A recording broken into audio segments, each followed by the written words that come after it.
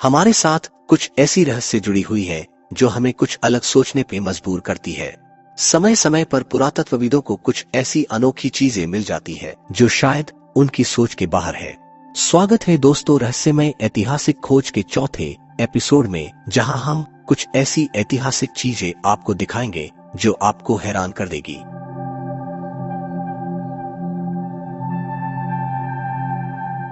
Israel, मिस्र और Jordan के रेगिस्तानों में फैली कम पत्थर की दीवारें 20वीं सदी की शुरुआत में पायलटों द्वारा खोजे जाने के बाद से आज तक पुरातत्वविदों को हैरान कर रही है। रेखाओं की श्रृंखला लगभग 40 मील यानी 64 किलोमीटर तक लंबी है और हवा में दिखने के कारण वैज्ञानिकों द्वारा इसे काइट्स या पतंग का नाम दिया गया है। ये लगभग 300 ईसा पूर्व में बनाई गई थी। एक हालिया रिसर्च में कहा गया कि इनको बनाने का उद्देश्य ये था कि जंगली जानवरों को एक छोटे से गड्ढे की ओर धकेला जाए, जहां वे आसानी से बड़ी संख्या में मारे जा सकते थे।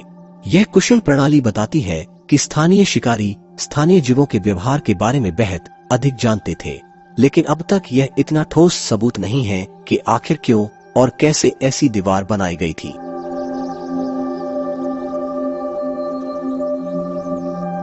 जमीन से देखने पर पेरू की नाजका रेखाएं कुछ भी शानदार नहीं है। उन्हें पहली बार 1920 और 30 के दशक में वाणिज्यिक विमानों द्वारा आसमान से देखा गया था। वे चौंका देने वाले थे।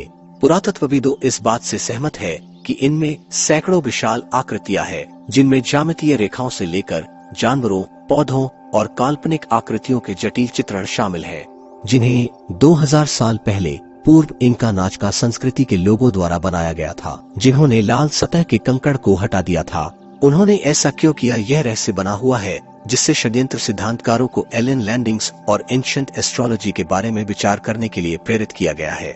पुरातत्वविदों का कहना है कि ये रेखाएं नाजका के देवताओं के साथ एक अनुष्ठानिक संचार पद्धति होने की अधिक संभावना थी।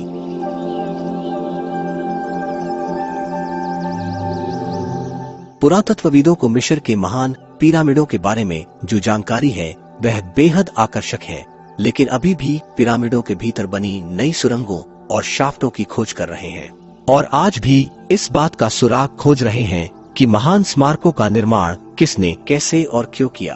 कायरो में लगभग 5000 साल पहले निर्मित 3 पिरामिड परिसर, जिसमें सबसे बड़ा खुफू इस स्थल पर हावी है। ये प्राचीन मिस्र वासियों की उनके फिरौन के प्रति श्रद्धा और विश्वास की पेचीदगियों का प्रमाण है। लेकिन पिरामिड का रहस्य हमेशा हमें कई रहस्यों के बारे में बताएगा।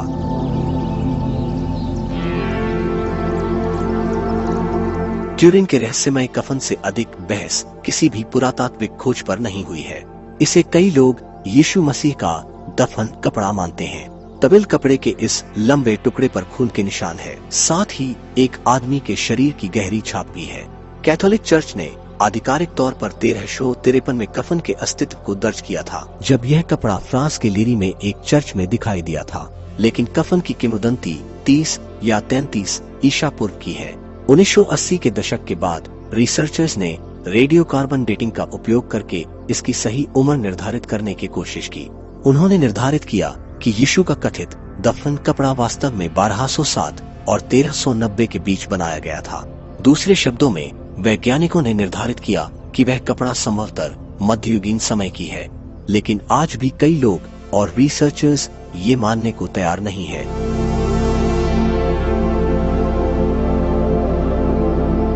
मनुष्य पहले स्थायी कस्बों में बसे, खेती की और फिर मंदिरों का निर्माण किया और इतिहासकारों के अनुसार ये क्रम 8000 ईसा पूर्व से शुरू हुआ। 1994 में तुर्की के एक ग्रामीण इलाके गोबेकली टेपे में की गई एक अद्भुत पुरातात्विक खोज ने इस परिकल्पना को ध्वस्त कर दिया, जिससे सभ्यता के विकास के बारे में नए सवाल खड़े हो गए। विशाल पत्थर के खंभों के कई छल्लों से युक्त और 10वीं सहस्राब्दी ईसा पूर्व का गोबेकली टेपे को दुनिया का सबसे पुराना पूजा स्थल माना जाता है।